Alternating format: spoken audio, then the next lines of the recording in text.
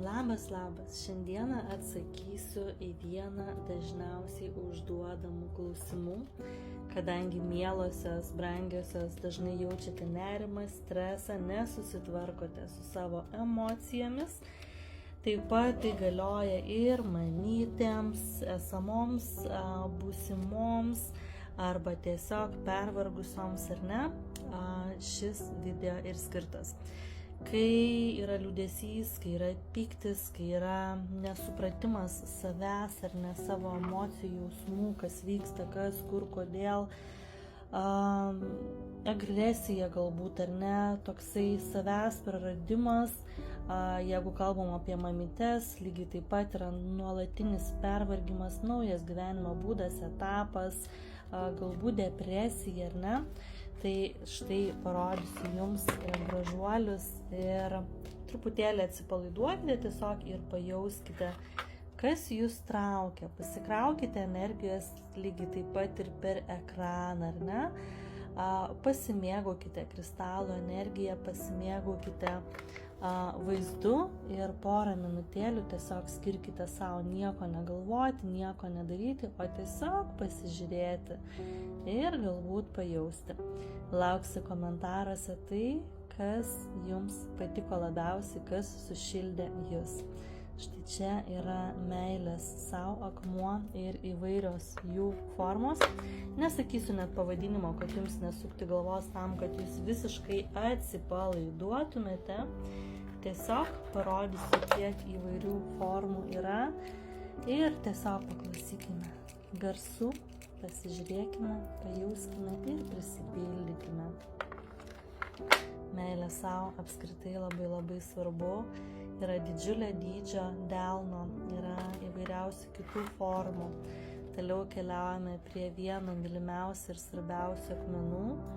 Moteriai apskritai, vyrams be abejo tai patinka, bet čia yra moters kristalas. Moters kristalas tai yra mūsų pasąmonė, tai yra mūsų moteriškumas, mūsų pagrindas, mūsų ašis, ar ne, štai koks didžiulis gražus delninukas. Tai yra viskas apie mus. Nes saulės yra vyrai, o moteris yra mėnuliai. Ypatingai tom griežtom moterims, kurios visada su kelnėmis, kurios niekada neturi poilsio ir atostogų, kurios laiko visus namų kampus ir planuoja nuo atostogų iki vaikų apsirengimų, iki to, ką valgysim rytoj ir pačios dar ir parūpina, ar ne? Atkreipkite dėmesį į šį nuostabų akmenį. Čia yra vien tik mėnulis, ar ne? Čia yra mėnulis. Čia yra meilė savo, įvairios formos. Keliaujame toliau. Pasimėgaukite dar vienu nuostabiu kristalu, kuris atneša pokyčių į mūsų gyvenimą. Žiūrėkit, net vaivorykštę pagavom, ar ne? Matot? Visus kristalus, kuriuos gaunate arba kuriuos turite visą laiką įdėmiai apžiūrėkite. Tai yra ne tik atsipalaidavimas, malonumas, grožis, bet ir nuostabių dalykų, formų atradimas. Turime dar vieną nuostabų akmenį, kuris pasirūpins jūsų pokyčiais ir jūsų vidinę laisvę. Štai kiek įvairių formų galima sukurti iš vieno akmens ir kristalo. Svarbiausia yra, kad jisai būtų tikras. Nekaitintas, nedažytas, neparyškintas, nepabalintas. Na, bet šiandieną ne apie tai. Pasimėgaukite tiesiog spindesį. Pajauskite energiją. Štai tokia, bet mažesnė druzelė taip pat yra laisva ir daug įvairiausių kitų formų. Tai stresuojančiams, nevaldančiams emocijų, pametusiams save, mamytėms, šviežiai iškeptoms, o galbūt ne tik šviežiai iškeptoms. Štai čia yra puikus pasirinkimai.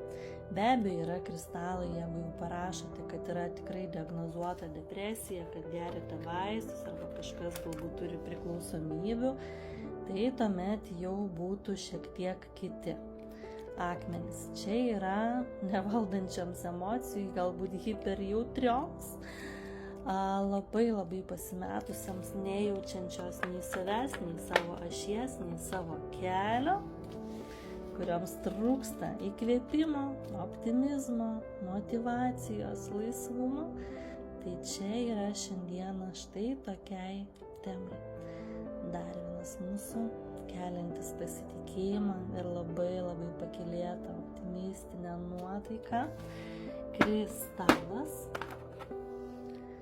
Šiai temai jau ir paskutinis. Būčiau labai dėkinga, jeigu parašytumėt, kuriosgi spalvos jums patiko labiausiai, kuris ar sušildė, ar sušaldė, galbūt kažkuris labai atpalaidavo.